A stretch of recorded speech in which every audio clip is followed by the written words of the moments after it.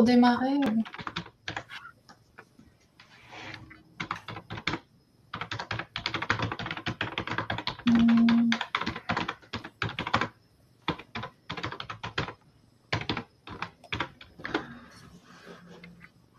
Tu l'entends?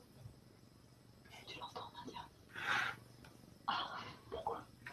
Parce que moi je l'entends. Alors,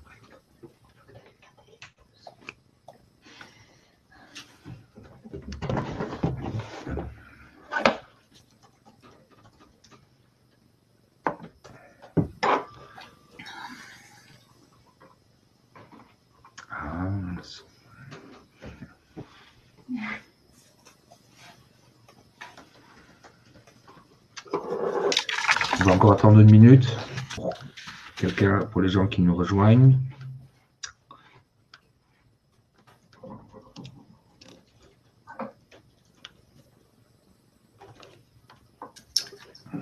Est-ce que peut-être vous pouvez nous dire si vous nous entendez déjà au niveau du micro?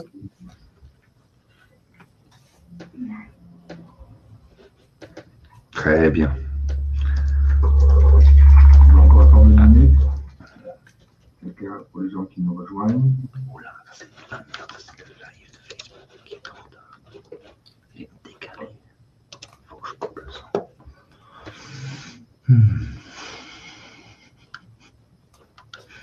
Ok, merci. Voilà.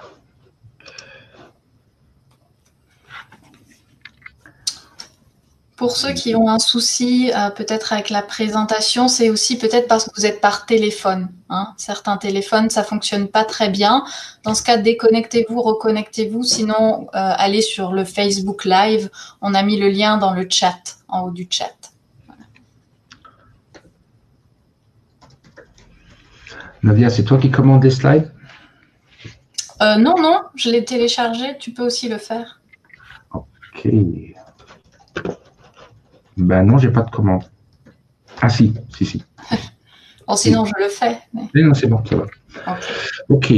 Ben, il est 18h33. Ben, je pense que on va commencer. Donc, mon nom est François Altfils et je souhaite vraiment chaleureusement la bienvenue sur notre webinaire sur le neurofeedback et l'anxiété. Avec moi, il y a Nadia Augusto qui va présenter, et en back-office, nous avons Mélanie qui s'occupe de régler les problèmes techniques, de répondre à vos questions. Voilà. Donc, je vais commencer peut-être par nous présenter pour voilà, qui on est, pourquoi on parle de ce sujet. Et voilà, ça c'est le sommaire, donc vous devriez voir bien les slides devant vous. Donc on va d'abord se présenter, puis Nadia va parler de qu'est-ce que c'est que l'anxiété et quels sont les symptômes et comment peut-on remédier. Puis la partie qui est notre métier, notre spécialité, c'est tout ce qui est neurotechnologie, l'électroencéphalogramme, le neurofeedback et la neurostimulation. L'idée, c'est que ce soit une présentation interactive aussi. Donc, n'hésitez pas à nous envoyer des questions dans le chat. Mélanie, elle va les regrouper et on va essayer de les répondre au fur et à mesure, ou plutôt à la fin. On va les grouper à la fin. Voilà, à peu près, on devrait en avoir pour à peu près 1 heure. Voilà. Le tout est naturellement aussi enregistré.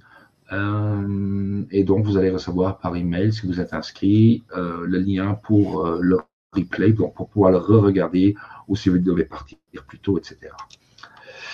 Alors, qui sommes-nous?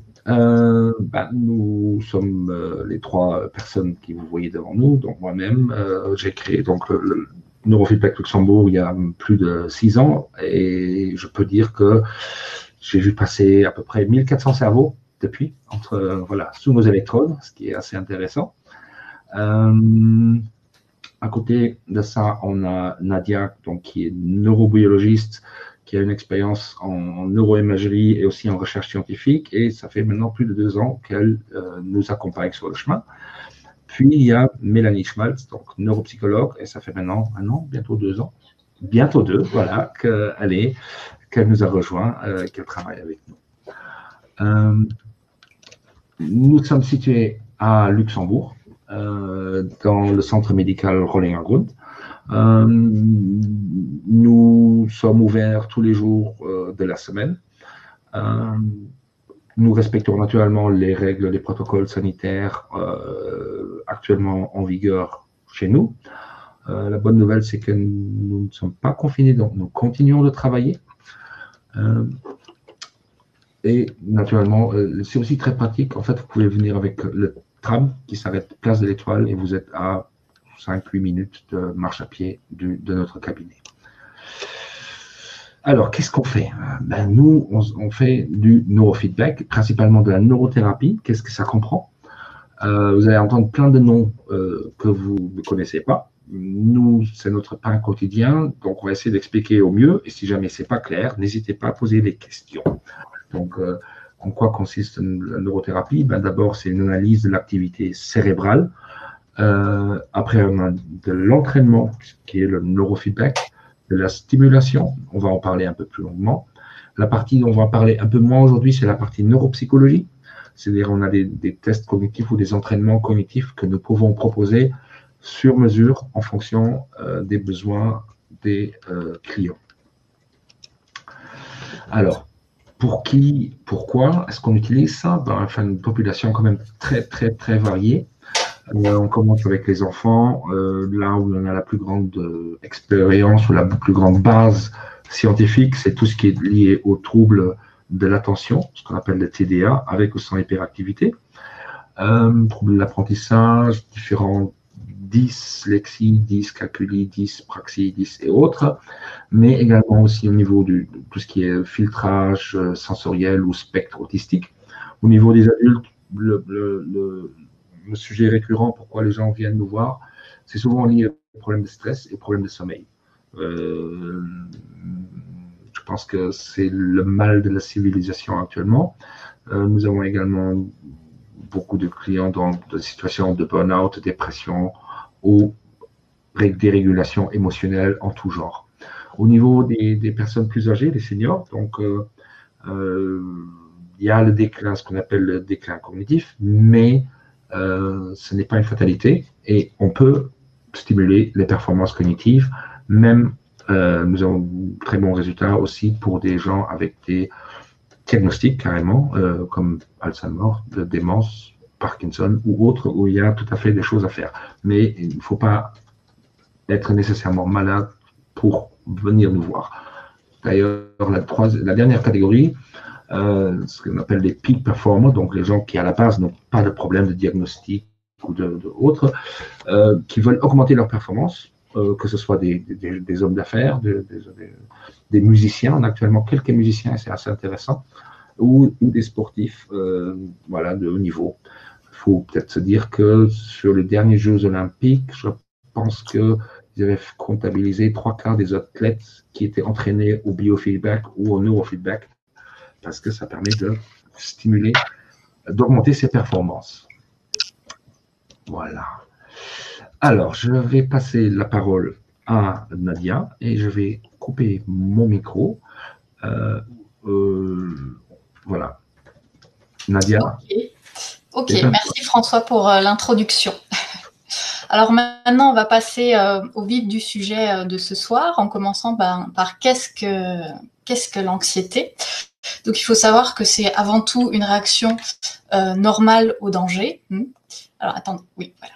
Donc c'est une réaction normale au danger que la nature nous a doté pour fuir ou combattre le danger. Pensez voilà à l'homme de Cro-Magnon, l'homme préhistorique, quand il y avait un lion qui lui courait derrière, valait mieux qu'ils soient un petit peu stressés pour courir vite et sauver sa peau. Alors, faut savoir que quand on parle de stress, on parle plutôt de la réaction corporelle, la réaction biologique qui se passe dans le corps avec les hormones. Et quand on parle d'anxiété, là, on parle plutôt de la réaction psychologique, de la peur, en fait, de l'émotion de peur. Voilà. Alors, aujourd'hui, nous ne sommes plus à la préhistoire, mais cette réaction d'anxiété est toujours là. On est toujours doté de cette réaction de survie. Néanmoins, dans notre société, elle est un peu trop sollicitée. Il faut savoir que parfois, même la sonnerie du téléphone ou les notifications d'un email de votre patron, ou voilà les bouchons, payer les factures, les impôts, les enfants, les réunions avec les collègues, etc. Tout ça peut générer du stress et en fait activer cette réaction de stress et d'anxiété dans le corps. Voilà, plusieurs fois par jour. Alors, certaines personnes sont plus vulnérables que d'autres. Il y a des facteurs aggravants, comme des événements passés traumatisants. Par exemple, quelqu'un qui a eu un accident très grave sur l'autoroute en voiture, cette personne, après, dans le futur, elle sera peut-être très, très anxieuse à l'idée d'aller conduire sur l'autoroute parce que, en fait, ça va lui rappeler l'événement passé. Et donc, son niveau de stress, en tout cas sur l'autoroute, sera plus élevé que la moyenne des personnes. Également l'alcool, alors c'est un faux ami l'alcool pour les gens stressés car oui l'alcool dans un premier temps ça détend, ça relaxe, on se sent bien, sauf que quand l'alcool arrête de faire effet dans le corps, le niveau de stress va augmenter, donc va augmenter par rapport à celui qu'on avait avant la prise d'alcool. Donc c'est un faux ami. Voilà. Il y a aussi des facteurs favorisants comme la résilience. Si vous faites face à une situation stressante au travail, mais que vous savez que vous avez les ressources nécessaires, que vous avez les savoirs, les compétences et puis des collègues pour vous aider, peut-être que ce sera plus facile que quelqu'un qui se sent isolé, qui n'a pas assez de ressources, etc. La stabilité émotionnelle aussi. Quand on gère mieux ses émotions, en général, on est moins stressé. Il peut y avoir des facteurs qui sont soit favorisants, soit aggravants, donc comme l'environnement. Quand on a un environnement stable, avec des bonnes relations avec nos proches, en général, on a tendance à être moins stressé. Et puis, bon, certains gènes jouent aussi un rôle dans l'anxiété. Alors, reconnaître l'anxiété. Donc d'abord, quelques symptômes physiques, les symptômes assez classiques. Donc le rythme cardiaque qui augmente, ça je pense qu'on l'a déjà tous une fois au moins senti. C'est pour pomper plus rapidement le sang aux muscles, avec aussi la fréquence respiratoire qui augmente, la pression sanguine qui augmente, les sens exacerbés. En effet, on est en état un peu d'alerte. La vision, l'odorat, lui, le moindre bruit, le moindre mouvement qu'on voit dans notre champ visuel, on va le détecter, on va être très alerte. Dans certains cas, on peut aussi transpirer. On a en général les muscles plus tendus et puis dans certains cas, on peut même aller jusqu'à trembler. Alors voilà. Aussi les symptômes psychologiques, c'est cet état d'hypervigilance. On est vraiment en état d'alerte, on fait attention à tout. Sur le court terme, uniquement la mémoire et la concentration peuvent être augmentées. Mais sur le long terme, attention, quand on est stressé chroniquement, le stress va avoir des effets néfastes sur la mémoire et la concentration. Donc, c'est pas dans tous les cas. Et puis, on peut se sentir nerveux, voire irritable. C'est pas le moment de rigoler si on se sent en danger. On va avoir tendance à vraiment anticiper le futur et plus du tout être dans le moment présent et calme. Et on peut aller même jusqu'à un état de panique. Voilà. Alors, l'anxiété reste normale, donc non pathologique, je dis bien normale, quand elle alterne, en fait, quand ces périodes de stress, ici en orange, vont alterner avec des périodes de repos, en blanc. Et il faut que les périodes de repos soient assez longues, au moins aussi longues que les périodes de stress, pour que le corps puisse correctement récupérer. Là où on tombe dans une anxiété plutôt pathologique, c'est d'après la médecine qui définit ça, c'est quand l'anxiété devient chronique et dure plus de 6 mois. À partir de 6 mois d'anxiété chronique, là on parle plutôt de pathologie, ou quand l'anxiété peut être inappropriée, quand c'est dans des moments où il n'y a pas du tout de danger, ou quand on ne pense plus qu'au futur. On ne fait que penser à ce qui va se passer, essayer de tout contrôler, et qu'on n'est plus capable, même le dimanche soir, tranquille en famille, de se poser sur son canapé, d'être présent, d'être là avec ses proches. Là, on pense déjà à toute la semaine qui va se dérouler, etc., etc. L'anxiété, d'ailleurs, catégorisée en plusieurs troubles. On a le trouble anxieux généralisé, les crises de panique, les phobies, et encore d'autres troubles, dont le trouble, par exemple, de stress post-traumatique. Et dans ce cas-là, quand on tombe dans un trouble, un suivi médical est nécessaire. Voilà. Alors, sur le long terme, qu'est-ce qu'elle fait, cette anxiété qui est chronique ? On va commencer à développer une fatigue chronique puisqu'on ne se repose plus. on ne se repose plus physiquement et mentalement. On va avoir aussi un vieillissement plus précoce, parfois l'arrêt de la croissance chez les enfants, des troubles digestifs parce que la digestion est stoppée ou partiellement stoppée quand on a la réaction au stress activée. Voilà, diminution de la fertilité, de la libido, des douleurs musculaires, des maux de tête, ça beaucoup de personnes le sentent, de l'hypertension et puis une augmentation du risque du diabète. Alors, le cerveau. Qu'est-ce qui se passe dans le cerveau? Il y a aussi des changements. D'abord, des changements physiques lors de l'anxiété chronique. Alors, je vais peut-être mettre le pointeur. Voilà. Je pense que vous devriez voir mon pointeur. Alors, ici, dans le cerveau, il y a deux structures très importantes. Alors, les premières, ce sont les amygdales, ici. Donc, c'est bien les amygdales au centre du cerveau et pas celles de la gorge. Donc celles-ci, en fait, elles sont responsables de lancer l'état d'alerte. Okay, quand il y a un danger, quand par exemple, pensez à votre homme préhistorique dans la savane, il y a un buisson qui bouge, il se dit ouh, pas que ce soit un lion. Bon, ben les amygdales, en fait, elles lancent l'état d'alerte. Hein, elles plongent le cerveau et tout le corps en état d'alerte. Je suis prêt à courir si c'est un lion. Voilà. Elle lance l'alerte et le cortex préfrontal, qui est l'autre structure ici en bleu au niveau du front, lui va recevoir aussi cette alerte et son rôle, ça va être de juger et rationaliser la situation. Est-ce que c'est un vrai danger ou c'était juste une fausse alerte? En gros, c'est ça ce qu'il va se demander. Et donc, si par exemple, dans vos buissons là qui bougent un peu, bah, en fait, il y a juste deux oiseaux qui s'envolent, qui étaient dans ce buisson-là, bah, c'est pas un lion. Bah, le cortex préfrontal, lui, il va rationaliser la situation. Bon, c'est que deux oiseaux, c'est pas un lion. Et il va juger qu'en fait, c'est pas un danger. Et du coup, il va permettre le retour à la normale. Et les amygdales vont se calmer, vont être en veille, en quelque sorte. Ok? Donc ça, c'est dans les situations normales. Maintenant, il faut savoir que quand on a de l'anxiété chroniquement, les amygdales vont être très souvent activées et le cerveau, on peut faire l'analogie avec un muscle, c'est-à-dire que plus vous utilisez une zone, plus il y aura de neurones, plus il y aura de connexions et en fait cette zone du cerveau va être plus forte, plus musclée en quelque sorte.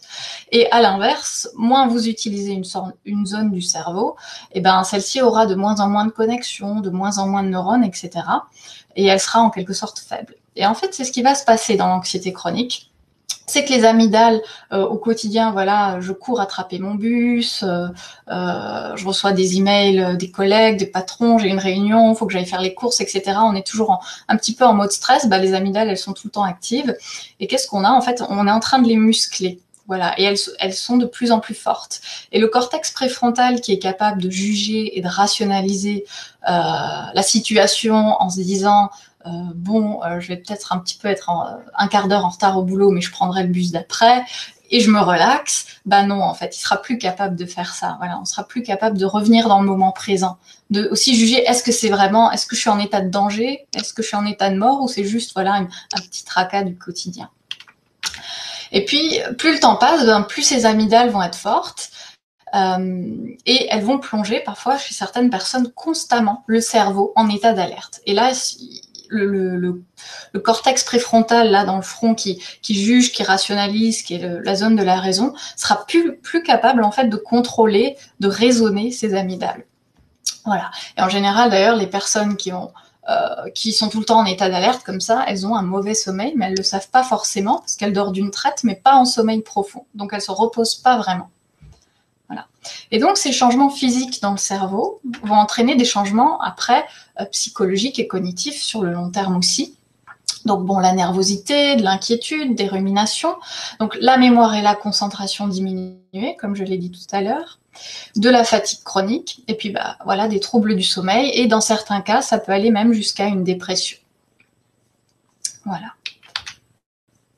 Alors, comment mesurer ce cerveau anxieux, ce cerveau hyper vigilant, hyper actif Donc, on a une technique, on va dire une première neurotechnologie qui s'appelle l'électroencéphalogramme.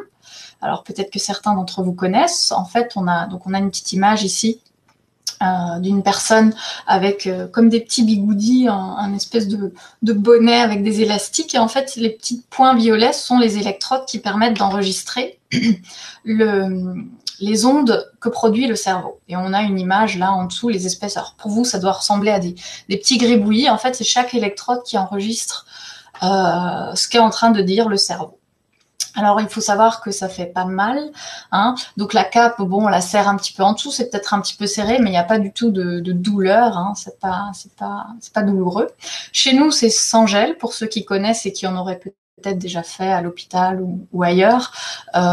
Chez nous, c'est sans gel, donc c'est juste un petit peu d'eau salée. Donc, on a un tout petit peu les cheveux mouillés, mais pas beaucoup non plus. Puis bon, il faut savoir que c'est pas une technologie qui permet de voir, d'observer des lésions dans le cerveau ou des changements physiques comme les tumeurs, etc. Par contre, on voit quand l'activité électrique, donc le fonctionnement du cerveau, est perturbé. Hein. Et on ne fait pas de diagnostic. En tout cas, chez nous, on ne fait pas de diagnostic avec un EEG.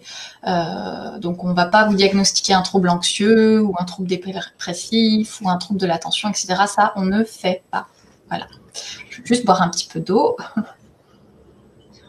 Oui, donc effectivement, c'est une méthode quand même assez peu onéreuse pour avoir une image effectivement de ce qui se passe vraiment à l'intérieur de la tête. L'alternative, c'est des scanners éphémérales et autres qui sont quand même, où Luxembourg est très bien équipé, mais on ne regarde pas la même chose, surtout. Oui. Allégé à quelques spécificités. En fait, il a une moins bonne résolution dans l'espace, mais une bien meilleure résolution temporelle. C'est-à-dire que on voit vraiment les activités d'une milliseconde à milliseconde. Donc, tout ce qui est connectivité, c'est quand même léger, la voie royale pour regarder qu'est-ce qui se passe dans le cerveau. Voilà. Petit complément pour prendre du bois de l'eau. Très bien, oui, voilà, merci. Alors, continuons. Donc ça, c'est la technique pour enregistrer du coup le fonctionnement du cerveau et à quoi ça ressemble une fois qu'on a fait les analyses de ces enregistrements. Alors voici un EEG qu'on appelle un EEG quantitatif, donc normal. Donc je vais expliquer, on a les différents types d'ondes. Donc on a les ondes delta qui sont les ondes les plus lentes, très présentes lors du sommeil profond chez l'adulte. Les ondes θ, aussi lentes, mais qui sont plutôt qui jouent un rôle dans l'hypnose, la créativité ou le rêve. Les ondes alpha qui, elles, jouent un rôle dans la relaxation et la méditation. Et puis les ondes bêta qui, elles, par contre, sont déjà des ondes rapides. On est concentré, on est en train de réfléchir, calculer, penser, travailler, etc. Et puis les ondes I-bêta, celles-ci, c'est pas trop bien de les avoir parce que quand on en a, ça veut dire on est dans un état anxieux et d'hypervigilance. Hein. Voilà, alors pourquoi j'ai dit un état normal? On a l'échelle ici en bas, donc autour de 0, quand c'est blanc, la tête est blanche, ça veut dire qu'en fait, il n'y a ni trop ni pas assez d'ondes, car il faut savoir qu'il n'y en a aucune vraiment mauvaise ou très bonne.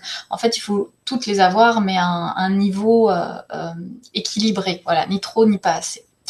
Bon, on voit des petites choses, voilà, ici, les ondes I-bêta, il y a un petit point bleu, ou les θ et les delta, il y a un petit point vert, ça veut dire qu'il y en a un petit peu plus que la moyenne, que la norme, mais on a chacun aussi nos individualités, notre personnalité, etc. On ne peut pas avoir un cerveau parfait dans la norme. Maintenant, je vais vous montrer un cerveau anxieux, vous allez comprendre pourquoi, en fait, je parle ici de G normal.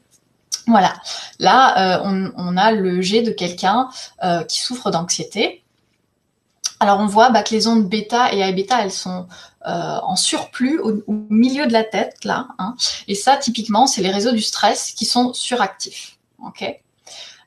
Également, cette personne, on l'a mis parce que c'est assez courant chez les personnes anxieuses. On voit aussi une diminution en bleu, voilà, des ondes delta et θ. Et ça traduit un épuisement, en fait. Le cerveau prend tellement d'énergie à rester en hypervigilance, à produire ces ondes bêta et I-bêta en surplus, qu'en fait, il n'a plus d'énergie pour le reste, pour les delta et les θ.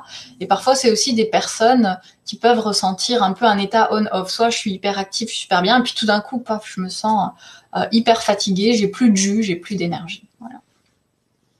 Donc, voilà à quoi ça ressemble.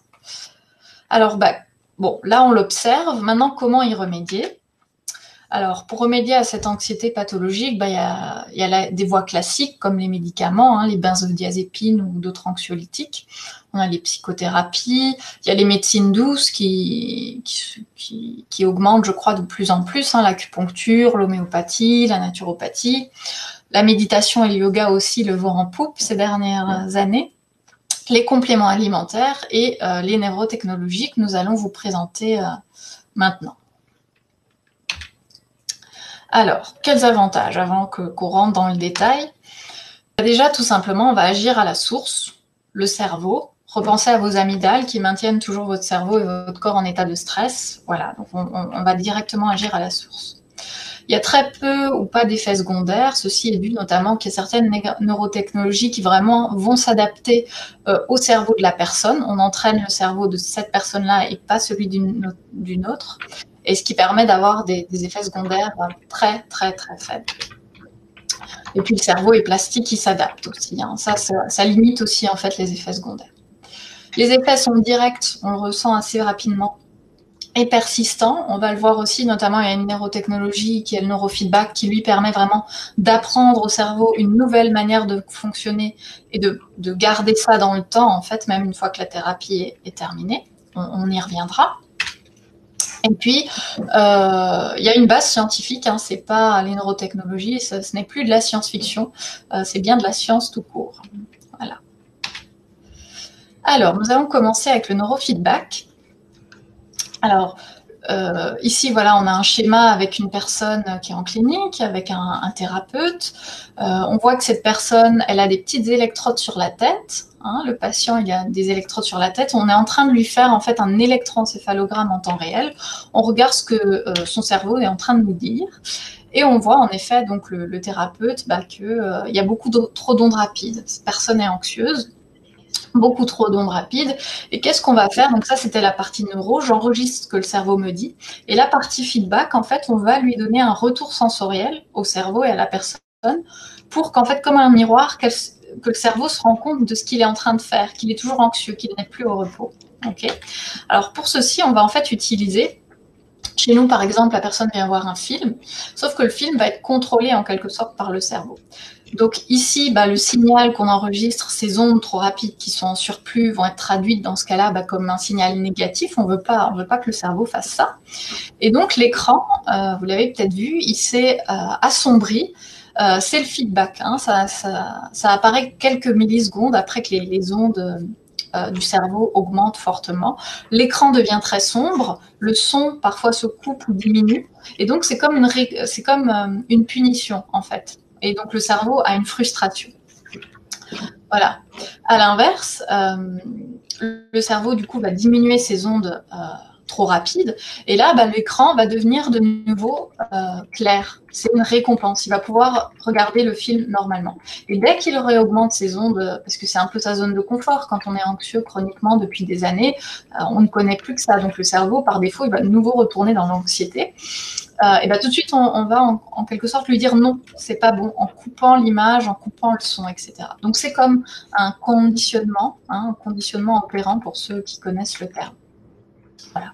Donc il y a un retour sensoriel. On peut le comparer à l'éducation d'un chien, c'est-à-dire que si le chien obéit, vous lui donnez une récompense, et s'il fait le contraire de ce que vous lui demandez, il y a une punition. Ici, dans l'occasion, la punition, simplement, elle n'est pas grave, on ne vous frappe pas, mais l'image et le son sont modulés en temps réel. Et la récompense, c'est que le film est comme normal. Et surtout, un cerveau anxieux, il est tout le temps en avance. Donc, il essaie tout le temps de prédire qu'est-ce qui va arriver. Et donc, c'est les personnes anxieuses qui remarquent peut-être le plus les changements de luminosité et de son qui s'opèrent. Et c'est du temps réel. Vous n'arrivez pas à le contrôler. C'est votre cerveau. C'est comme apprendre le vélo. Voilà. Je vous laisse. Voilà, oui. Le vélo, justement, on y vient. Il y a des personnes aussi souvent qui essayent dans notre cabinet justement d'essayer de contrôler avec leur conscience, consciemment. Voilà, je vais essayer de me mettre, je sais pas, dans un état de méditation et l'écran va être, je vais voir le film normalement. Non, ça ne fonctionne pas tout à fait comme ça. En fait, on parle d'apprentissage implicite. Donc c'est comme justement avec le vélo, c'est le cerveau qui va trouver lui-même la solution. Il n'a pas besoin que vous soyez trop concentré sur l'écran, etc. Tant qu'il capte qu'il y a un changement de luminosité à l'écran, il va faire le travail tout seul. Alors on peut prendre la métaphore du vélo. Par exemple, quand vous avez appris à faire du vélo, personne ne vous a jamais dit que pour réussir à tourner à droite, il fallait déporter son poids sur la gauche. Hein. Votre cerveau a trouvé tout seul. Vous lui avez posé en quelque sorte un problème, c'est je veux tourner à droite. Au début, on est tremblotant, on n'y arrive pas bien. Puis très vite, le cerveau se rend compte que quand je déporte, voilà, je mets mes muscles dans une certaine position, mon corps dans une certaine position, ça fonctionne très bien. Mais ça, il l'a trouvé tout seul. C'est pareil avec le neurofeedback, d'accord. Et pour faire aussi l'analogie au vélo, en général, si vous arrêtez pendant 5 ans le vélo, le jour où vous reprenez, vous n'avez pas besoin de tout apprendre comme le début. Hein, vous l'aurez déjà appris. Il y a encore en mémoire la manière de faire du vélo. Peut-être qu'au début, on est un peu tremblotant, on est un peu hésitant, mais ça revient très vite. Là, en quelque sorte, c'est pareil. Le neurofeedback, le but, c'est que une fois qu'on réapprend au cerveau à être dans un état relaxé, il garde, parce que c'est un apprentissage. Il faut savoir que c'est pas en une séance que ça se fait, qu'il y a une répétition des séances jusqu'à ce qu'il ait bien appris et qu'il garde cet état de relaxation. C'est le but du neurofeedback. Voilà. Maintenant, la neurostimulation, rapidement. Alors, la neurostimulation, c'est pas vraiment une neurotechnologie pour qu'il y ait un apprentissage. C'est plutôt comme une béquille. Hein, quand on se casse une jambe, on a des béquilles en attendant que la jambe se répare. C'est un peu plus comme ça, voilà. C'est pour aider le cerveau, en attendant qu'il soit bien relaxé, à l'aider à aller plus rapidement dans cette relaxation. Donc, par exemple, voilà, j'ai un cerveau on va dire en dominante bêta, hein, qui produit beaucoup d'ondes bêta. Et je vais le stimuler avec un rythme alpha, et le cerveau va un petit peu se synchroniser sur ce rythme alpha. Donc là, dans ce cas-là, ralentir, se relaxer, et donc ça va permettre un changement d'état. Mais qui en général, il n'y a pas d'apprentissage. Hein. C'est pour ça que c'est important aussi de faire le neurofeedback après, par exemple, ou pendant la neurostimulation, pour qu'il y ait l'apprentissage. Alors, on peut le stimuler avec différentes modalités. Par exemple, des ondes magnétiques, hein, c'est des petits aimants qu'on met à différents endroits, hein, en fonction de ce qu'on veut stimuler. En général, on ne le sent pas du tout, et c'est à faible intensité. Également la stimulation électrique. Alors ça, c'est la plus étudiée, parce que notamment au niveau de la sécurité. Hein. Mais il faut savoir qu'en fait, on sent presque rien. Moi, je l'ai eu sur la tête. François l'a eu sur la tête. Hein. On sent vraiment 3 fois rien. Ou pour les personnes sensibles, en fait, on sent les picotements sur la peau. Ça picote un peu, voilà. Et puis, on peut adapter le seuil en fonction de la sensibilité de chacun. Et puis, la photobiomodulation. Donc là, c'est avec de la lumière, où on va stimuler à une longueur d'onde bien spécifique qui va pouvoir traverser la peau et le crâne et atteindre des neurones pour les stimuler. Okay. Je pense qu'il y a un aspect aussi de tout ce qui est la stimulation, c'est qu'en fait, virtuellement, on met de l'énergie dans le cerveau. C'est-à-dire que si je stimule électriquement ou magnétiquement ou lumineusement, je mets de l'énergie dans le cerveau. Et c'est ce qui, naturellement, lui facilite la tâche. Moi, j'ai fait 4 ans de neurofeedback sans stimulation, maintenant 4 ans avec. On le fait à toutes les séances et je ne voudrais plus faire les séances sans. Ouais. Parce que, en fait, ça limite plutôt les effets éventuels secondaires. On évite les effets de fatigue, puisque justement, on donne de l'énergie avec une information de fréquence au cerveau, et c'est un facilitateur et un accélérateur. Si vous vous intéressez un petit peu à aux études scientifiques sur le neurofeedback, d'ailleurs, il y en a plus de 2500 dernière fois que j'ai regardé sur PubMed, ils parlent souvent de nombre de séances qui dépassent la 30, 40 séances. Nous, les clients qui ont besoin d'autant de nombre de séances, c'est des cas, on va dire, complexes, c'est-à-dire épilepsie, vraiment des dommages structurels au niveau du cerveau. Quelqu'un qui a un problème d'attention n'a pas besoin normalement de 40 séances, voilà, pour vraiment aller mieux. Après, s'il veut faire plus de séances, il y a aussi des gens qui adorent la stimulation. En ce moment, on a quelques-uns qui viennent juste faire de la stimulation parce que ça fait du bien. Voilà. Je te laisse continuer. Oui, ben, en parlant d'énergie, hein, pour préciser, c'est vrai que la neurostimulation, en fait, active. Pourquoi ça fonctionne bien avec le neurofeedback? C'est parce que ça active la neuroplasticité, donc la capacité du cerveau à se changer plus rapidement et plus facilement. Voilà. Également, la stimulation lumineuse, par exemple, celle-ci, elle peut être chouette dans certains cas parce qu'elle va activer certaines molécules énergétiques. En fait, dans chaque cellule, chaque neurone, on a des petites centrales énergétiques pour les nourrir. Et en gros, ça va réactiver ça. Donc, on va avoir plus d'énergie. Voilà. Pour les spécialistes, on va parler d'ATP et de mitochondrie. Voilà. Oui, bon, vous avez une conférence grand public, alors je ne précise pas. Voilà. Voilà. Bon, sinon, la neurostimulation, on peut la faire en clinique ou à distance, mais le neurofeedback aussi, hein, depuis peu, depuis mars, on a mis en place du neurofeedback à distance aussi, donc c'est aussi possible. On en parlera un peu plus tard quand on sera proche des questions. Voilà. Alors, pour terminer, un petit exemple, hein, quand même, pour vous montrer avant, après la thérapie. Donc là, j'ai pris deux exemples, hein, la personne 1 et la personne 2, qui chacune ont fait 10 séances de neurofeedback couplées à la neurostimulation, donc seulement 10 séances chez nous en clinique. Donc, qu'est-ce qu'on voit déjà avant le neurofeedback? Bah oui, qu'il y a cette anxiété, il y a les ondes rapides qui sont très élevées. Et en plus, chez cette personne, il y a déjà un début d'épuisement. Hein. Les ondes lentes ont diminué, donc probablement pas du tout un sommeil récupérateur. Après 10 séances, qu'est-ce qu'on observe si on refait un bilan? Bah là, on voit que pour la personne 1, ça a très très bien fonctionné parce qu'on a quasiment plus d'ondes rapides. Là, c'est plus pathologique dans cet état-là. Et en plus, les ondes lentes aussi ont été récupérées, elles ne sont plus en carence, donc il y a vraiment une capacité à se reposer de nouveau et probablement un bon sommeil. Pour la personne 2, on voit qu'il y a encore un petit peu d'anxiété quand même au bout de 10 séances. Donc peut-être que cette personne, on pourrait aller jusqu'à 15, maximum 20 séances. Mais néanmoins, c'est quand même bien diminué par rapport au début. Cette personne-là, elle est plus aussi anxieuse qu'avant, elle gère beaucoup mieux son stress, et notamment grâce à la capacité à se reposer, en fait, qu'elle a récupérée. On voit que malgré qu'il y a un petit peu d'anxiété, les ondes lentes, elles sont revenues. Donc, il y a probablement déjà un bien meilleur sommeil. Voilà. Donc, au bout de 10 séances, par exemple, ce à quoi on peut arriver. Voilà. Petite remarque, le fait qu'on puisse, dans ces images, nous, on appelle ça des brain maps ou des EEG quantitatifs, on compare votre cerveau par rapport à la normale. Donc, on voit les différences, c'est les couleurs. Quand un cerveau, soi-disant, normal, j'en ai jamais vu de cerveau normal, je ne suis pas normal, j'espère que vous ne l'êtes pas parce que c'est ennuyeux. Mais le but n'est jamais, et ça, souvent les clients, surtout qui sont très dans le contrôle, voudraient avoir une brain map clean. Ce n'est pas possible. Le but n'est jamais d'avoir une brain map blanche, sans couleur, sans trait. Chaque cerveau a une particularité et spécificité et on les respecte. Et il ne s'agit pas de vous emmener vers une norme. Voilà. On regarde la norme pour voir les directions de qu'est-ce qu'on fait, mais le but n'est pas de vous rendre normaux. Voilà. Non.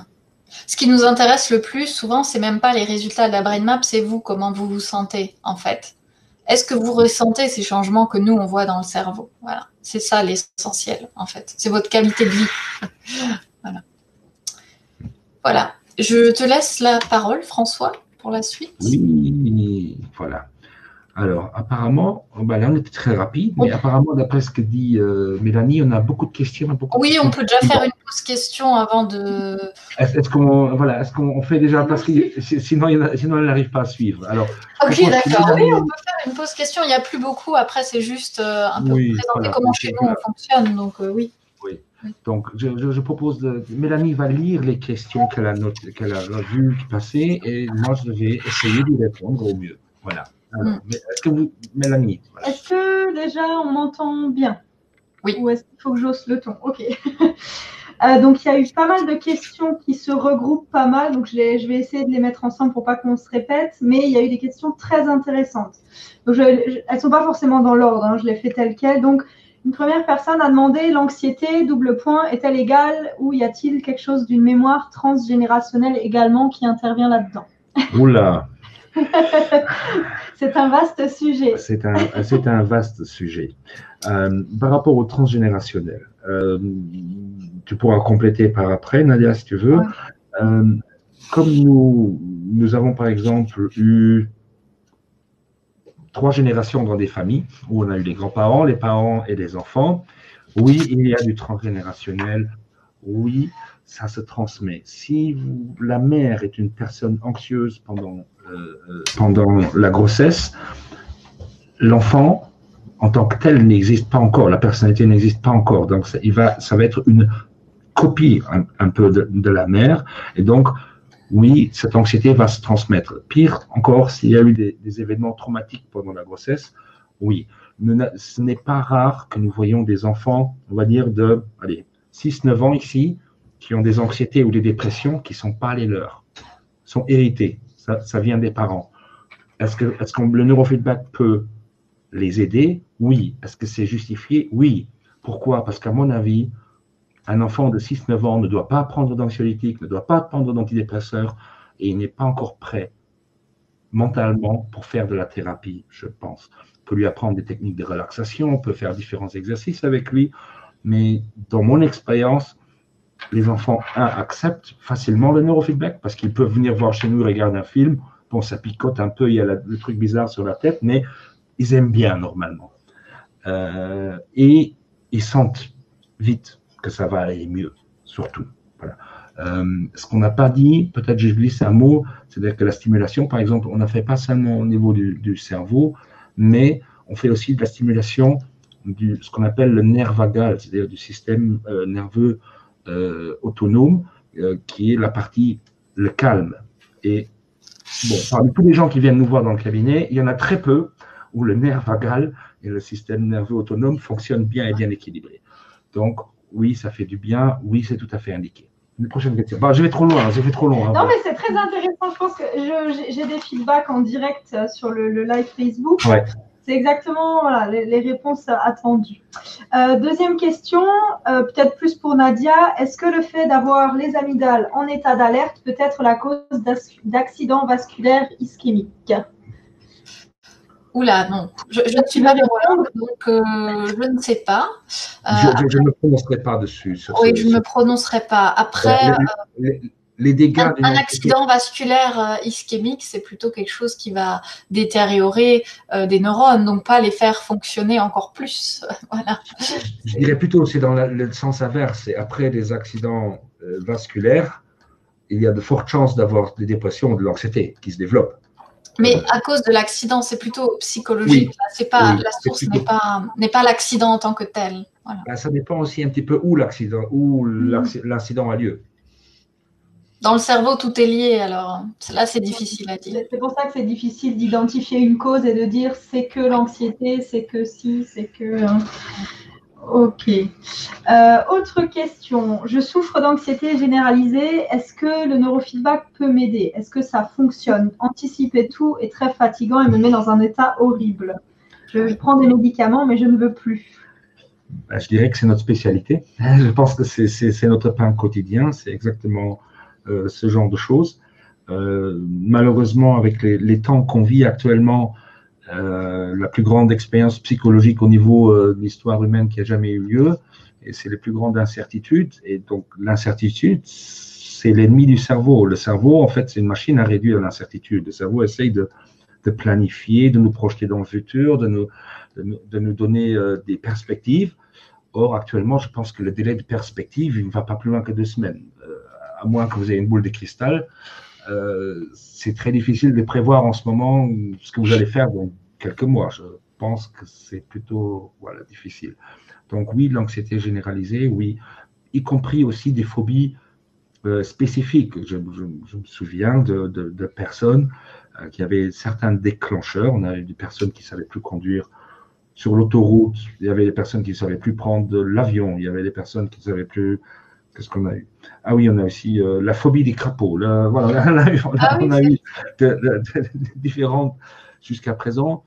Quand c'est vraiment très spécifique, en fait, premièrement, nous allons faire des séances neurofeedback normales. Et après, s'il y a un déclencheur spécifique, si c'est possible de l'amener en cabinet ou de le visualiser, on va voir s'il y a encore ces réactions.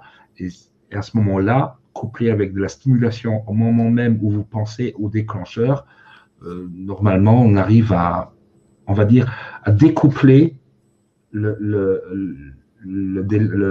comment dire, la réaction, en fait. C'est-à-dire que l'effet n'aura plus cet impact. Ça, je pense que c'est par rapport à l'anxiété. C'est ce que les gens disent. L'anxiété a un but, oui. Elle est là pour nous protéger d'actions irréfléchies, mais quand il y en a trop, c'est pas bien. Et en fait, avec le neurofeedback, on arrive à le remettre dans la bonne échelle. C'est-à-dire que, oui, je peux avoir peur s'il y a une voiture qui fonce sur moi. C'est bien d'avoir peur à ce moment-là, mais je n'ai plus peur quand mon GSM sonne, par exemple. Je ne sursaute plus, voilà, ce genre de choses. Ok, super. Alors, prochaine question. Est-ce que cette thérapie est utile si on prend déjà des médicaments ou si on souffre de burn-out? Oui. Très bonne question. Très bonne question. Oui. Naturellement, le cerveau a une caractéristique. C'est le système le plus complexe qu'on connaisse dans notre univers, puisqu'il est aussi complexe que l'univers lui-même. On a 100 milliards de neurones. Chaque neurone est connecté à 10 000 autres neurones. Et c'est le seul système qu'on connaisse qui peut se recabler en fonction de ce qu'il fait. Si vous, comme Nadia l'a expliqué tout à l'heure, si vous avez développé une anxiété, ça veut dire que vous avez développé une machine, un cerveau, qui est spécialisé dans le trouvage de problèmes et voilà, voir tous les, etc., trouver tout ce qui fait peur. Et en découplant cette réaction, on va dire, démesurée, ben, l'anxiété, elle va diminuer. Est-ce que oui, je pense qu'on a fait le tour. Nadia, vous en rajoutez quelque chose? Non, non, il n'y a pas. Okay. Burn-out, on a aussi des personnes qui viennent pour burn-out. Ah oui, le burn-out. Un cerveau en burn-out, sur l'image là des petites têtes, il est tout bleu partout parce qu'il a.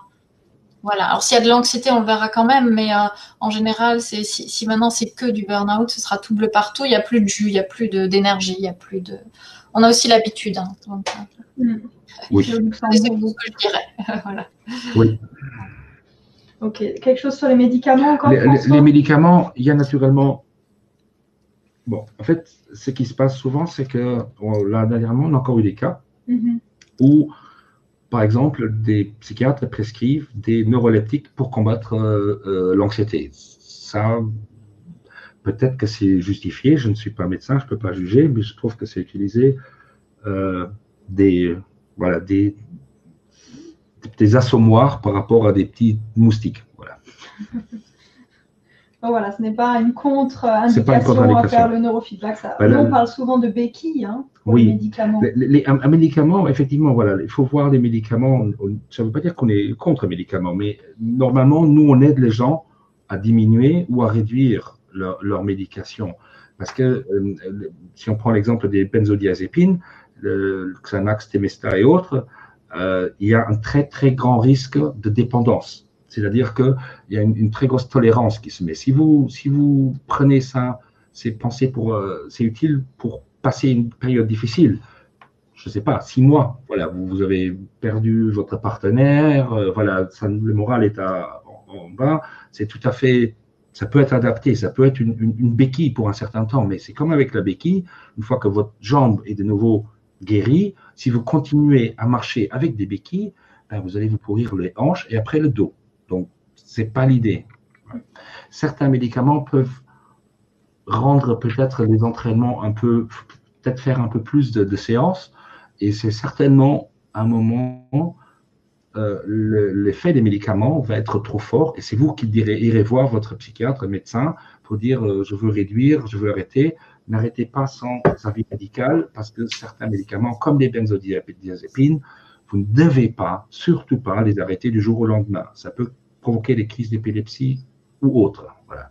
Donc, ne faites pas ça de sans avis médical et un suivi. Ok, très bien.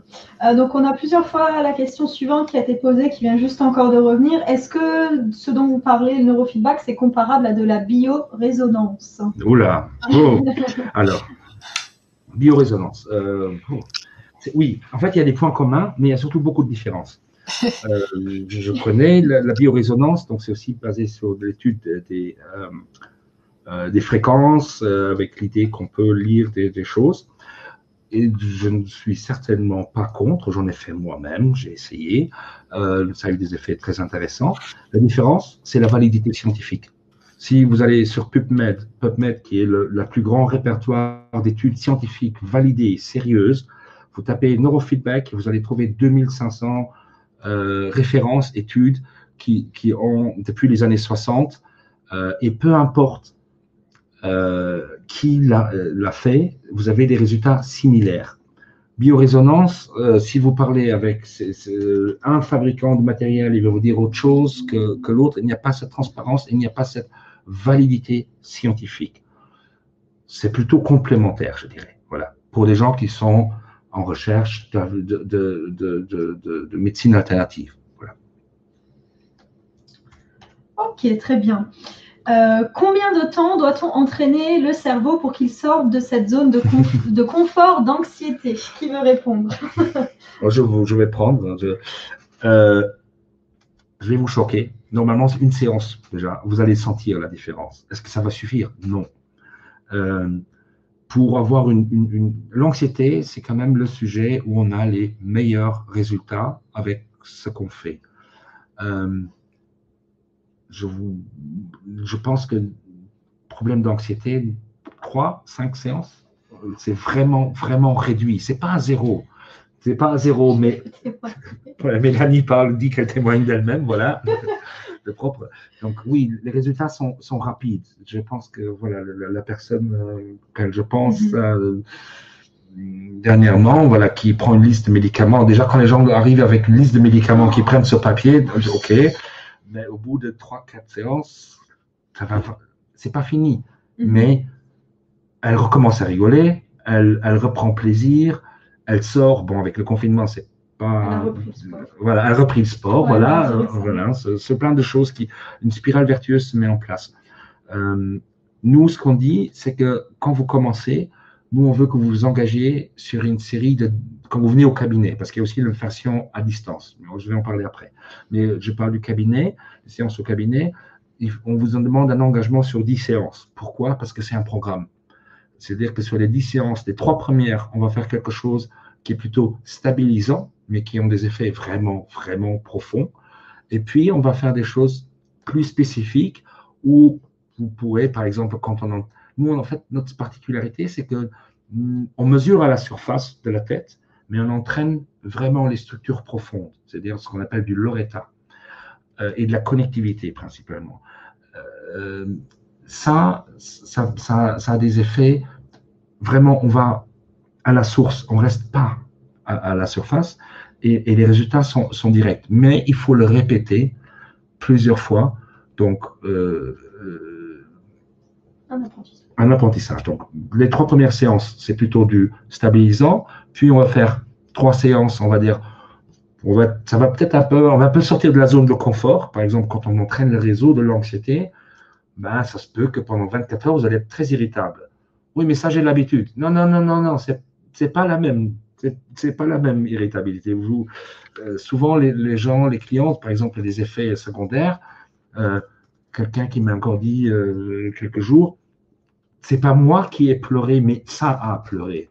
C'est-à-dire que c'est simplement sorti. Il y a eu un enchaînement d'émotions.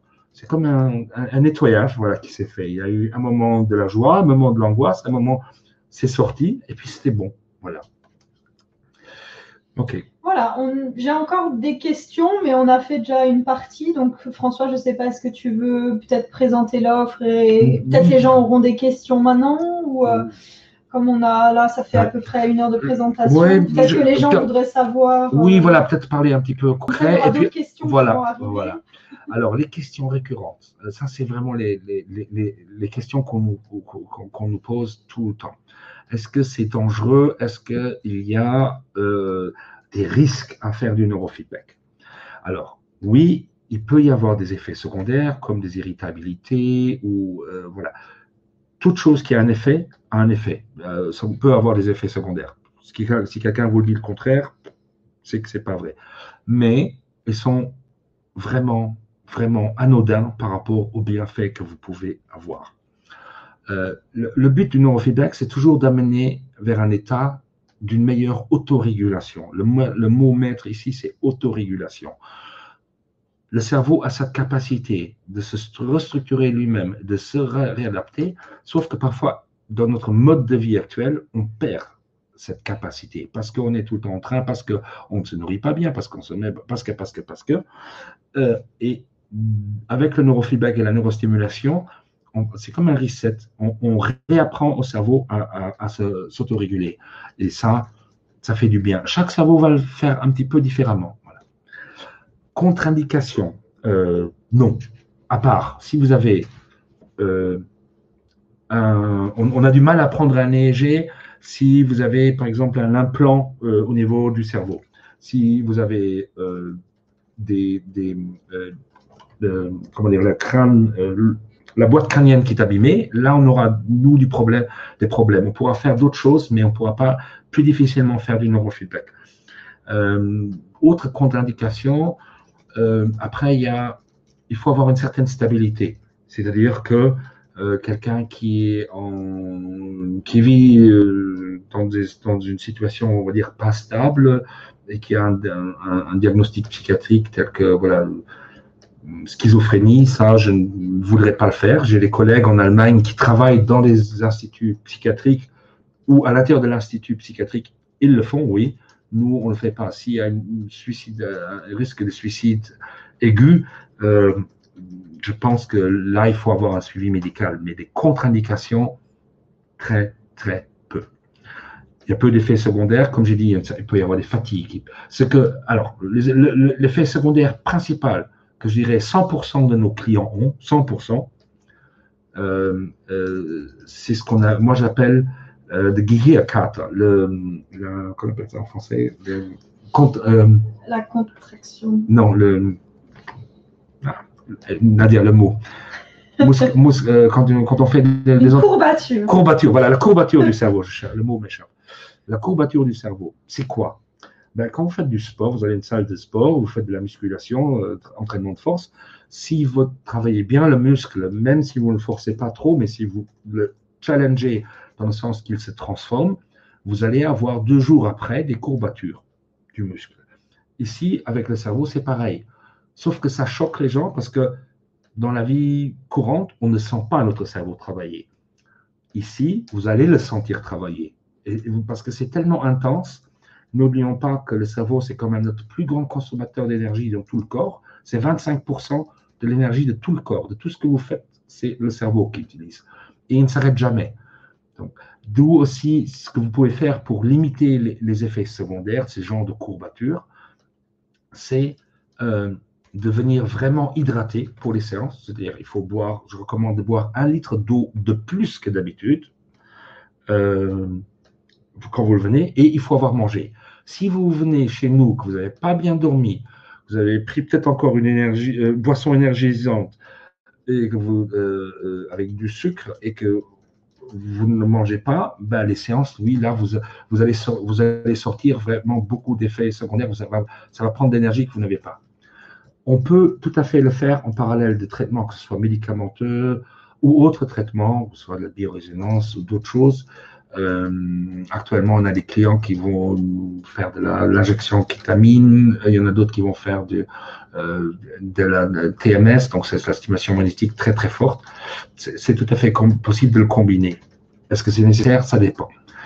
Voilà, la durabilité des effets, je pense que ça c'est un point très intéressant.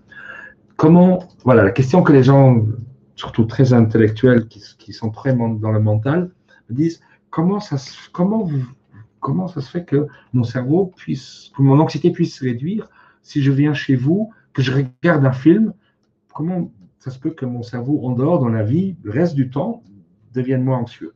Oui, parce que c'est le même organe et parce qu'il apprend à mieux s'autoréguler. Et donc, les meilleurs effets, vous les avez 6 mois après l'arrêt. C'est-à-dire que le cerveau met encore 6 mois quand vous avez arrêté pour se changer, et ça dure c'est une cuisson qui dure encore après. Si vous ne sortez pas du four, voilà, ça continue de cuire. Voilà. On peut le faire à partir de 4-5 ans et pour l'âge limite vers le haut, il n'y en a pas. La condition, il faut quand même voilà, pouvoir se tenir droit et pouvoir mettre une cape et ne pas trop bouger. Parce que pendant les séances, les mouvements sont un peu nos ennemis. Mais normalement, au bout de 3 séances, tous les gens qui bougent beaucoup, ils sont calmes et ils apprennent vite. Voilà. OK, alors, continuons. Alors, comment nous on fonctionne? Ça, c'est vraiment chez nous. Il y a une première étape qui est, donc, c'est un bilan initial, c'est-à-dire que c'est qu'on prend 3 rendez-vous. Vous venez chez nous au cabinet, on vous pose les capteurs, on enregistre votre EEG. Nous, une semaine après, on vous donne le deuxième rendez-vous, on vous donne les résultats. Entre-temps, vous aurez fait encore des tests neuropsychologiques où on va tester 12 fonctions de base, l'attention, les différents types de mémoire et autres que vous faites chez vous à la maison. En option, on peut aussi faire cette évaluation du sommeil et du stress. Donc, on va vraiment mesurer votre système nerveux autonome, le système sympathique et le système parasympathique, mais ça, c'est en plus. On va faire prochainement un webinaire aussi un petit peu là-dessus parce que c'est très intéressant, parce que ça permet vraiment de voir où vous en êtes. Cette étape-là, elle est toujours obligatoire. Pourquoi? Parce que nous ne traitons pas un cerveau à l'aveugle. Voilà, c'est hors de question que quelqu'un vienne nous voir, j'ai une dépression, je veux aller mieux. Ou j'ai de l'anxiété. D'abord, on va regarder spécifiquement qu'est-ce qu'il y a, où est-ce que ça se situe, comment on peut le faire. Cette première étape est donc incontournable. Et on va vous faire une proposition, justement, dans quelques slides, une offre où ce premier bilan initial est plus intéressant. Après vient donc, une fois que vous êtes d'accord, et ce qui est important dans cette première étape, c'est que ce qu'on va voir dans le cerveau, il faut que ça coïncide avec ce que vous dites. Si vous dites que voilà, vous êtes anxieux, et nous on ne voit pas d'anxiété, on va peut-être chercher autre part. Voilà. Il faut qu'il y ait concordance entre ce que vous nous dites et ce que nous on voit. Si on est d'accord, après on peut passer au mode entraînement. Et donc, c'est avec ou sans neurostimulation. Moi je préfère avec, mais on a aussi des gens très, très, très anxieux qui avaient peur de la stimulation électrique. On a commencé quelques séances sans, puis on a rajouté la stimulation magnétique qui est plus douce, et puis seulement on est passé à la stimulation électrique. Puis, au bout de 10 séances, on vous demande, si vous commencez, on vous demande d'aller jusqu'à 10. Après 10, on fait un bilan comparatif. Vous repassez les tests neurocognitifs. On vous montre l'avant-après. Voilà. L'avantage que ce qu'on fait, c'est que c'est aussi la grosse différence avec la thérapie, le coaching ou d'autres choses. Nous, on voit votre cerveau évoluer en temps réel et on voit vraiment ce qu'il y a et on peut vous le montrer. Et là, il n'y a pas de question. Par exemple, pendant le film, les films, pour être honnête, nous, on les connaît tous par cœur. Donc, on sait exactement qu'est-ce qui est dit quand, qu'est-ce qui peut être on va dire un déclencheur d'anxiété, quand il y a une scène de kidnapping et de violence, etc. Même si vous avez l'impression de ne pas réagir, nous, on voit comment votre cerveau réagit. Et ça, c'est assez magique parfois. Voilà. Souvent, les gens n'ont pas conscience. Parce que l'anxiété, c'est aussi quelque chose, ou la dépression aussi, on s'habitue à vivre avec. Et donc, on croit que c'est normal d'être comme ça tout le temps, de respirer court et d'être tendu comme ça. Et c'est seulement une fois que vous êtes... Parce qu'au bout de 30 minutes ou 1 heure, quand vous allez sortir de chez nous, vous allez sentir qu'il y a un avant, un après. Et ça, on va vous le demander aussi assez souvent. Et cet avant-après, c'est ce moment-là, j'ai l'impression d'être ralenti. Non, ça s'appelle relax. Voilà, être relax. Et puis, voilà, étape 4, reste en contact. On a des clients qui disent, voilà, j'ai tellement aimé les séances, je viens chez vous 1 fois par an faire l'entretien de mon cerveau. Je fais l'entretien de ma voiture. Alors, pourquoi pas faire aussi l'entretien du cerveau? Ce n'est pas obligatoire, mais il y a beaucoup de gens qui aiment bien. Alors, on a la version traditionnelle. Jusqu'en mars, c'était ce qu'on faisait. C'est-à-dire que toutes les séances, vous deviez venir chez nous. Donc, vous êtes une personne avec un thérapeute chez nous dans une séance. Il est dédié. Donc, voilà. Ça, c'est la façon standard. Après, avec le Covid, ben, on était forcé de trouver des solutions. Et donc, on a mis en place un système où, en fait, vous pouvez faire du neurofeedback qui n'est pas aussi compliqué, aussi complexe que celui que nous, on fait chez nous, mais il marche tout à fait aussi bien. On a des résultats tout à fait similaires où vous le faites chez vous avec votre... ça peut être sur un iPhone ou une tablette, voilà, le système qu'on a actuellement. Peut-être qu'on a aussi, on va bientôt avoir un système avec un PC portable, à voir en fonction de comment ça évolue. Ou on peut faire une combinaison. Si, voilà, par exemple, on a eu des gens qui étaient venus de plus loin, donc on a fait des choses plutôt en intensif, ou on peut faire des choses en hybride, c'est-à-dire que vous repassez toutes les 4 à 6 semaines au cabinet pour faire une brain map complète, donc l'analyse complète de l'activité. On adapte les protocoles d'entraînement que vous faites à la maison et on profite quand même que vous êtes au cabinet, que vous êtes câblé, ben, vous faire une vraie séance. Voilà. Donc, il y a des différents modes. Juste peut-être un mot aussi, on peut être, le rythme normal, c'est une séance par semaine, surtout pour les gens anxieux, c'est pas mal. Mais on peut faire aussi jusqu'à, on a fait aussi des gens, ça s'appelle des intensifs, où on a fait 10 séances en une semaine, c'est-à-dire 2 par jour. Par contre, je vous conseille plutôt d'être en arrêt, pas les travailler, parce que voilà, ça fait beaucoup de choses, c'est une bonne charge. Voilà. Alors, nous, on recommande, voilà, c'est cette formule hybride. Pourquoi? Ben parce que actuellement aussi, on est un peu limité en termes de disponibilité. En gros, on peut avoir un rendez-vous chez nous en déant à de 10 jours à 20 jours. Voilà. Mais typiquement, vers la fin d'année, surtout avec le confinement, donc il y a très peu de gens qui vont partir. Je pense que les skis, ça va être plutôt limité, ça va dépendre des pays. Donc, je m'attends normalement à avoir quand même une recrudescence de notre activité autour de Noël. Alors, l'étape 1, c'est toujours ce bilan EEG. Donc, on fait vous venez chez nous, on enregistre votre activité cérébrale, le test neurocognitif, un deuxième rendez-vous où on vous restitue les résultats et on vous explique qu'est-ce que nous on voit. Ce que je veux dire par rapport à cette étape, ça sonne peut-être pas très sexy, mais honnêtement, tous les gens, le feedback normal, comment vous savez ça sur moi? Ça, c'est la réaction standard, parce que dans les EEG, en fait, nous, on enregistre votre cerveau au repos, mais il y a tellement d'informations dans les EEG, on sait prédire votre caractère, on sait voir votre capacité à se concentrer, on sait voir vraiment des choses que vous ne pensez même pas qu'on peut voir dans les EEG. Pas de contenu.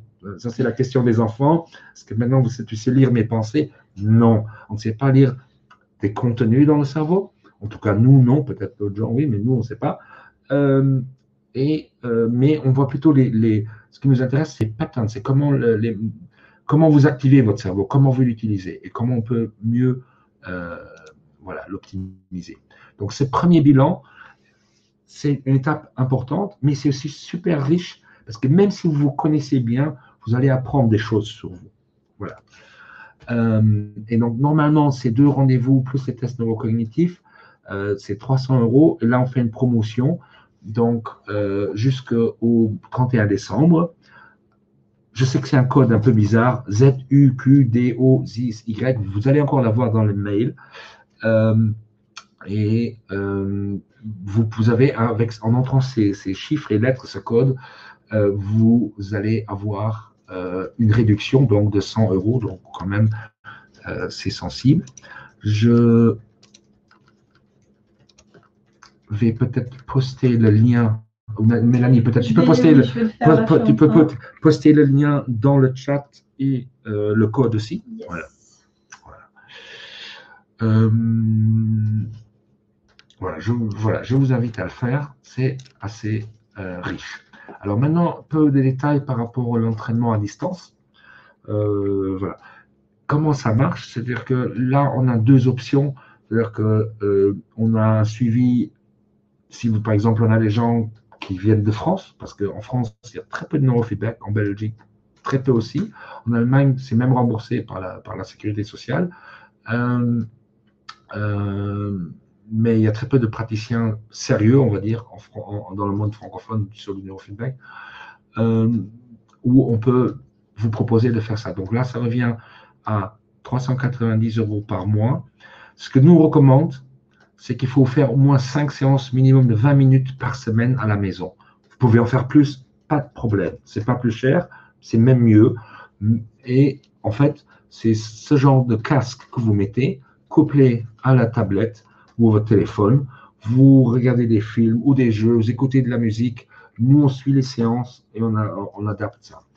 Après, on a pour les gens qui peuvent, c'est recommandé d'ailleurs, c'est avec une visite toutes les 4 à 6 semaines au cabinet où on va faire donc une brain map chaque fois que vous passez au cabinet, mais vous continuez de faire les entraînements chez vous.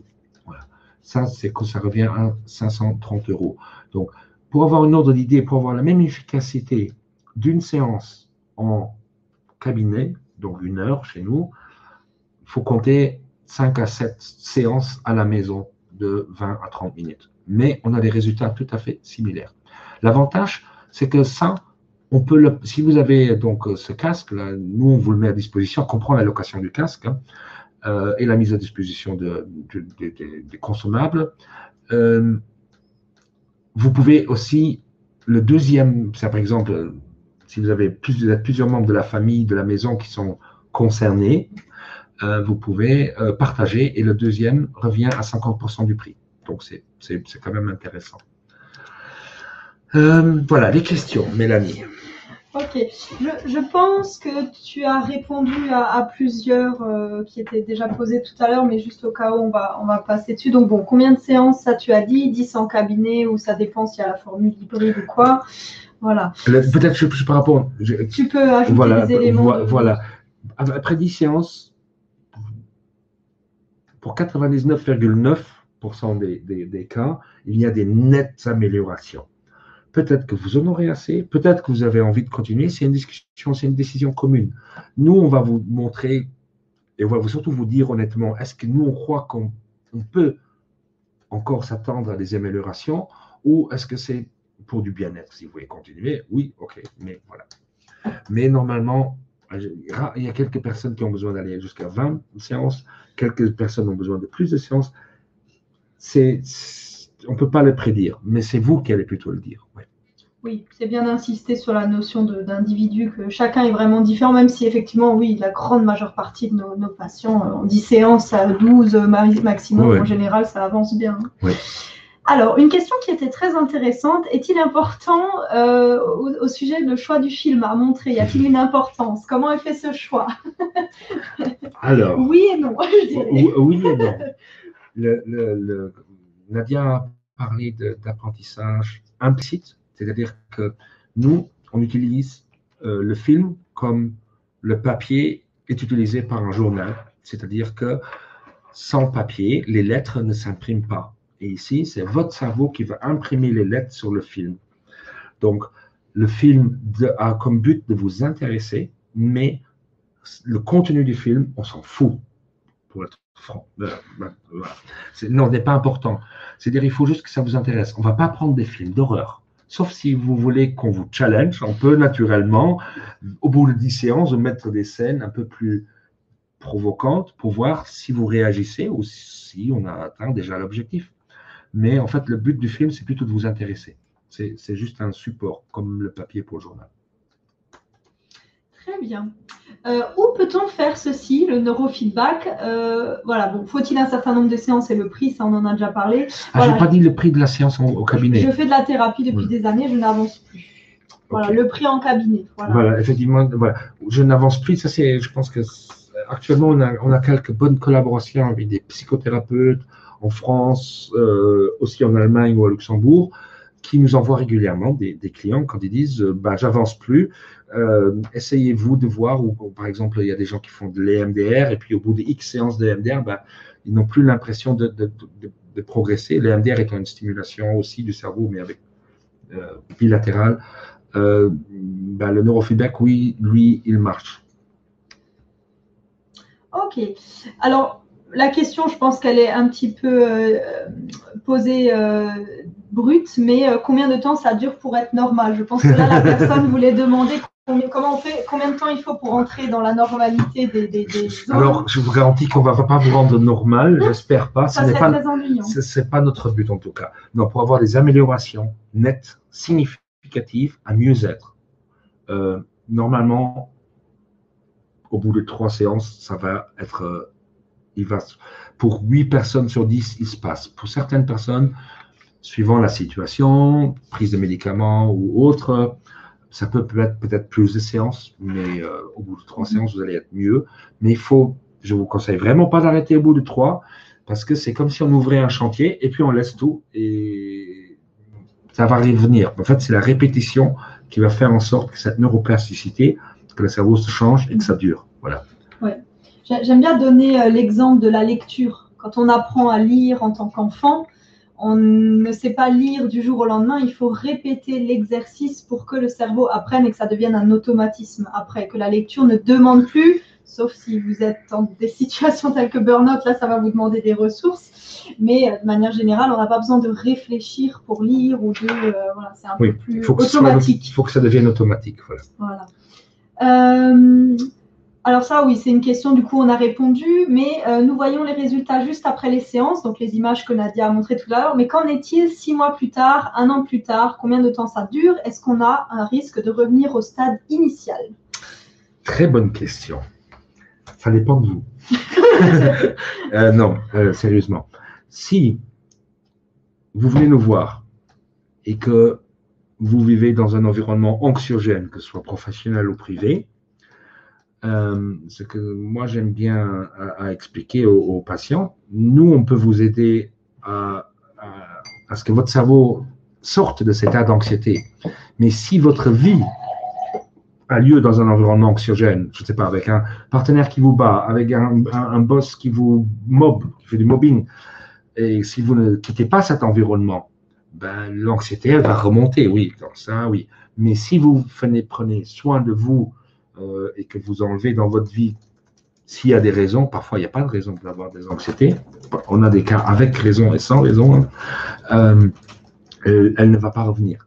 Vous n'allez pas devenir non plus le contraire, c'est-à-dire que vous n'allez pas du jour au lendemain devenir quelqu'un qui va prendre des risques. N'ayez pas peur, votre caractère, ce qui va sortir plutôt, c'est votre meilleure version de vous. Plutôt, c'est ça. Ok, très bien.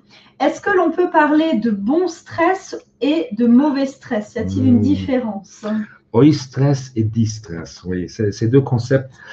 Je ne suis pas un fan de cette différenciation. Mais bon, je parlerai plutôt de flow. Voilà.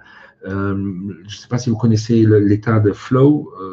Ça a été développé par quelqu'un, c'est un livre aussi, d'un nom imprononçable que je ne savais pas, Chinaïn-Malski, qui a bien étudié ce phénomène. C'est quoi? C'est l'état où quand tout va bien, tout va tout seul, vous êtes super efficace, vous avez des bons feedbacks, vous avez des bons résultats, etc. etc. Pour moi, ça, ce n'est pas un stress. À côté de ça, il y a les gens qui ont plutôt tendance à repousser jusqu'à la dernière minute, je ne dis personne, et qui ont besoin de pression pour passer à l'action et après ils trouvent que c'est super efficace.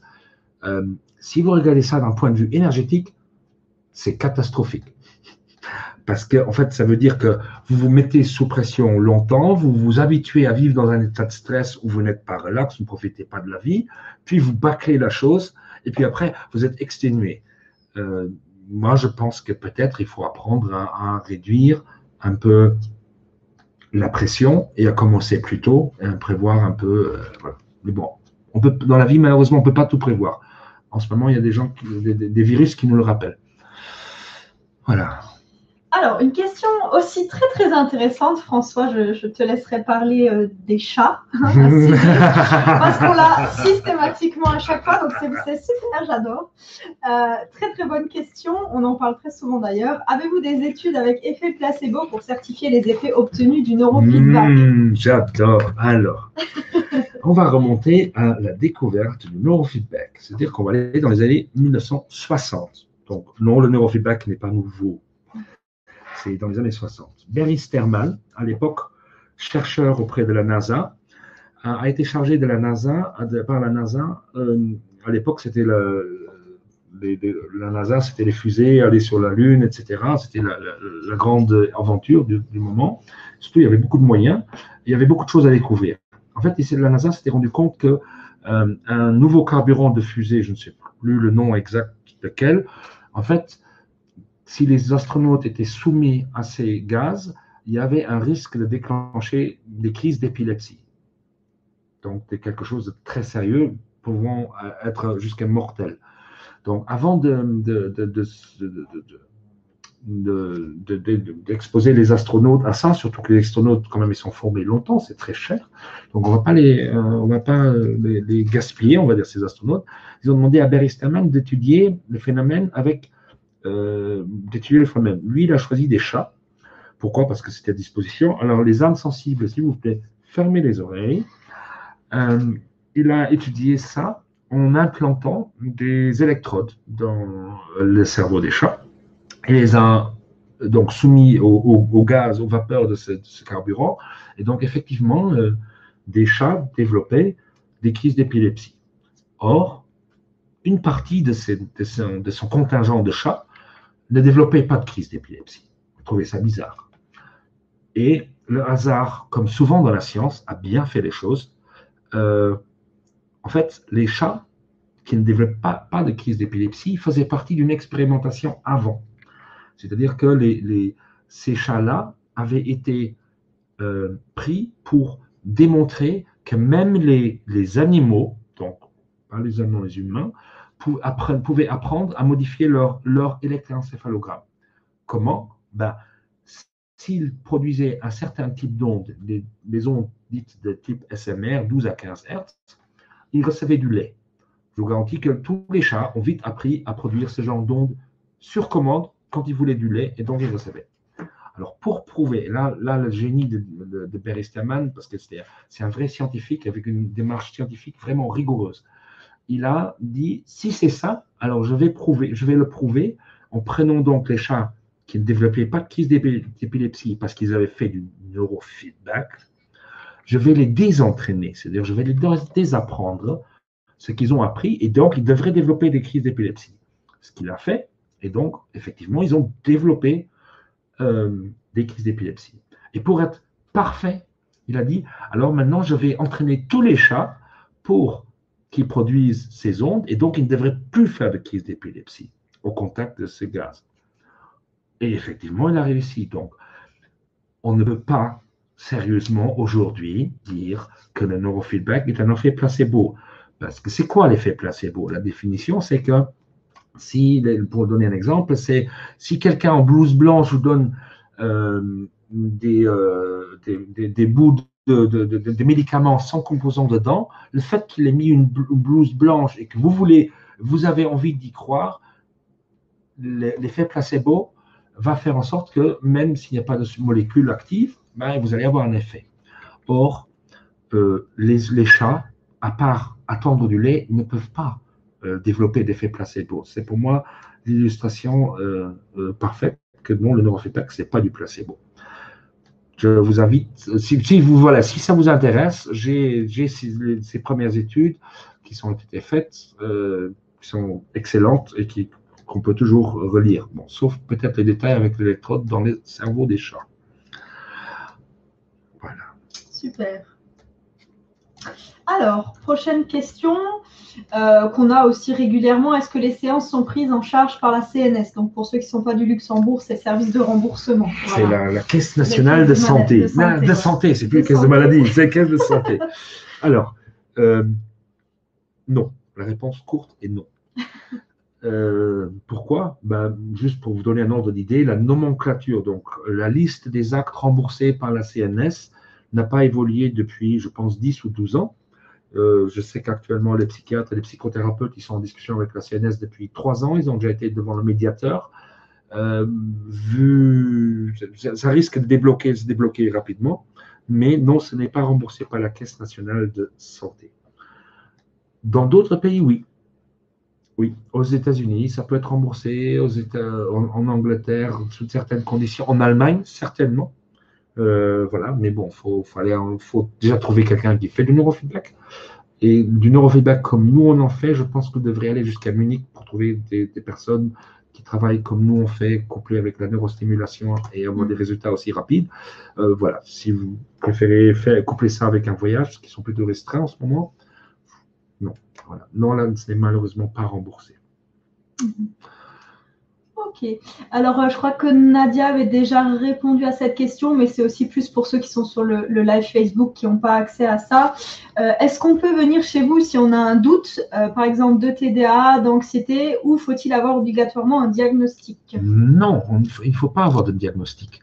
Je dirais même qu'une bonne partie des clients communs ne veulent pas de diagnostic. Pourquoi? Parce qu'ils veulent être sains, ils ne veulent pas être malades.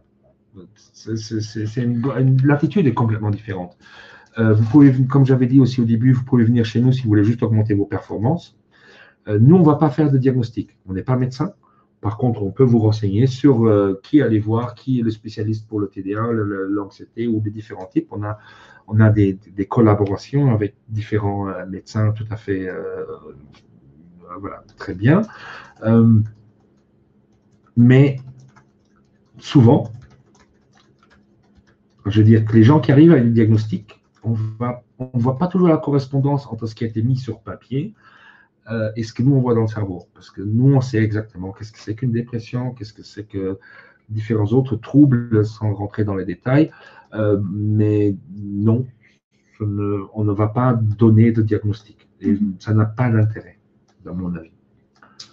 Très bien. Alors, je rajoute peut-être quelque chose. Un des avantages du diagnostic, voilà, moi-même étant TDA, donc trouble de l'attention, si par exemple vous vivez en Angleterre et que vous avez été diagnostiqué TDA, ben, toute votre vie, vous allez payer toutes les assurances plus chères. Ce qui est logique, parce qu'en tant que TDA, on a plus d'accidents de voiture, on fait plus d'accidents à la maison, etc. Les prêts à la banque vont être plus chers. Ce n'est pas le cas encore à Luxembourg. Je dis encore, parce qu'à mon avis, ça risque d'arriver aussi. C'est-à-dire que dans l'harmonisation européenne, ça risque d'arriver. Donc, est-ce qu'il vaut mieux avoir un diagnostic peut être très utile, par exemple, pour un enfant, TDA de nouveau, pour qu'il ait des aménagements à l'école, pour avoir des médicaments, pour avoir droit à des prestations, c'est très utile. Mais si vous tombez dans une dépression parce que vous avez vécu, vous avez tombé dans un état d'angoisse parce que vous avez eu un trauma, donc on n'a pas très peu parlé de trauma d'ailleurs aujourd'hui. Okay.